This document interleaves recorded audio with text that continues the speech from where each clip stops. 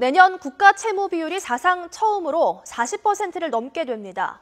정부는 중장기적으로 재정 건전성을 회복할 수 있다는 입장이지만 대외 여건을 고려해 적극적인 세입 대책이 필요하다는 주장도 나오고 있습니다. 보도에 류환홍 기자입니다. 내년도 예산안을 보면 재정 적자가 GDP 대비 2.1%에서 2.3%로 늘어나고 GDP 대비 38.5%였던 국가 채무 비율이 40.1%로 사상 처음으로 40%를 넘게 됩니다. 이 국가 채무 비율은 2018년에 41.1%까지 올라간 뒤 2019년에는 40.5%로 하락할 것으로 예측됐습니다.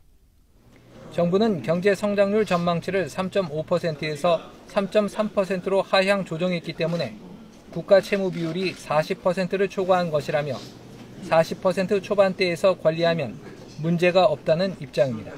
중기적인 총지출을 좀 억제하고 그런 것 등을 통해서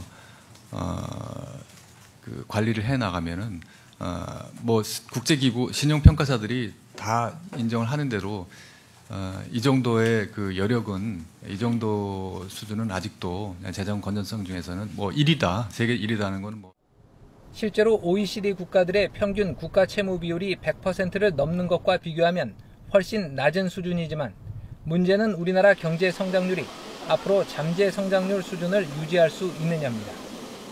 최근 들어 내수가 회복 기미를 보이고 있지만 수출 부진이 계속되고 있고 세계 경기 불황에다 중국 리스크와 미국의 금리 인상 가능성 등 대외 악재가 여전하기 때문입니다.